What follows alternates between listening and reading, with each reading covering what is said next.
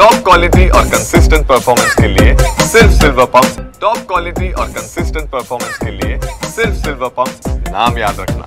रणजितसिंह मोहिते पाटलांच्या विरोधात लोकसभा असेल विधानसभेला पक्षाच्या विरोधी काम केलं म्हणून टीका ठेवलेली होती, त्यांना नोटीस देखील दाखवली होती। आज बावनकुळे साहेबांच्या समोर त्यांना प्रश्न विचारल्यानंतर त्यांनी मान खाली घेतल्याचं पाहायला मिळालं। काय या पुढच्या कालावधीची कारवाई होणार? मुळात भारतीय जनता पार्टीतून त्यांचा विषय संपलेला आहे। एखाद्याला हकालपट्टी करून कशाला मोठं करायचं हा कदाचित पार्टीचा विचार असेल, परंतु पार्टीची एक अनुशासन समिती असते, त्याच्याकडे भारतीय जनता पार्टीच्या जीवावर यांना आमदारकी भेटली होती, त्यामुळे त्यांची आमदारकी काढायची असेल किंवा एकंदरीतच कारवाई करायची असेल तर या विषयातली एक अनुशासन समिती असते। पार्टीने वरती केंद्रीय नेतृत्वाकडे पाठवलं असं माननीय प्रदेशाध्यक्षांनी सांगितलंय, परंतु या ठिकाणी आपण जर बघितलं तर भारतीय जनता पार्टीला यांनी काय केलंय, यांची पद्धत कशी आहे, कशा पद्धतीने हे गद्दारी करू शकतात हे पार्टीच्या लक्षात आलंय। त्यामुळे पार्टी येत्या काळामध्ये त्या ठिकाणी येत्या काळात कारवाई करेल आणि ती केली पाहिजे। पार्टीने एक कार्यकर्त्याची भावना जी आहे त्या तालुक्यातल्या, म्हणजे आम्ही म्हणजे असं, आम्ही म्हणजे तसं हे बोलायची त्यांची पद्धत होती, परंतु त्यांच्या नाका खालून आम्ही 1,08,000 मतं त्या तालुक्यात काढली। मुळात तालुक्यामध्ये किंवा आम्ही म्हणजे इतके मोठे नेते ही बोलायची पद्धत होती, परंतु त्यांच्या अकलूजमधून मतं काढले, कडीतून सगळ्या तालुक्यामधून 1,08,000 मतं आम्ही काढले। त्यामुळं इथल्या त्या तालुक्यातल्या जनतेला माहिती आहे की कामाचा माणूस कोण आहे। येत्या काळामध्ये संघर्ष करत राहू। राम सातपुते हा एखादा पराभवाने किंवा दुःख करवळ बसणारा नेता नाही, तर मी लढणारा कार्यकर्ता आहे आणि अशा पद्धतीने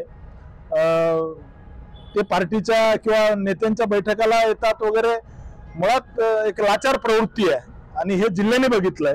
त्यामुळे येत्या काळामध्ये अशा सगळ्या प्रवृत्तीच्या विकृतीच्या विरोधात हा राम सातपुते लढा देत राहील आणि मी भारतीय जनता पार्टीचा सैनिक आहे। माझ्या नेत्यांना माझी ताकद काय हे आम्ही विधानसभेमध्ये दाखवून दिली आहे। ज्या तालुक्यामध्ये लोकसभेला आमच्या विरोधात त्या ठिकाणी 70,000चं लीड होतं, ते तोडून आम्ही 6,000वर निवडणूक आणून ठेवली आमच्या कार्यकर्त्यांनी। त्यामुळे तो तालुका भाजपाच्या विचाराचा आहे।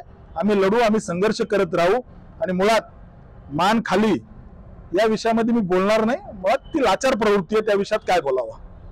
येणाऱ्या काळात स्थानिक स्वराज्य संस्थेच्या निवडणूक आहेत, त्यावेळेस आपण कसं लढा, काय चित्र असेल तालुक्यामध्ये? नाही, माळशिरस तालुक्यामध्ये आम्ही लढणारी माणसं आहेत आणि आम्ही लढत राहू।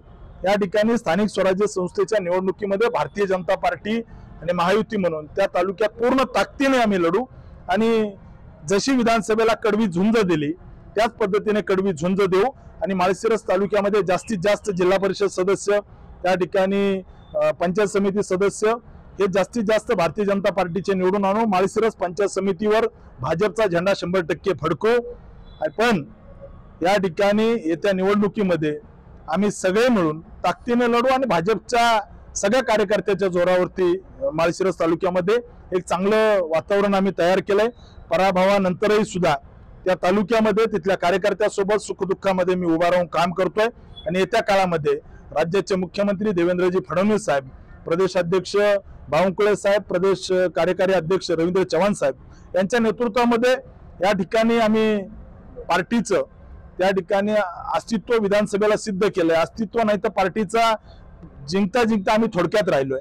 त्यामुळे येत्या काळामध्ये अधिक ताकदीने लढू आणि भविष्यामध्ये भाजपचा झेंडा चौफेर फडकवण्यासाठी झुकून देऊ काम करू।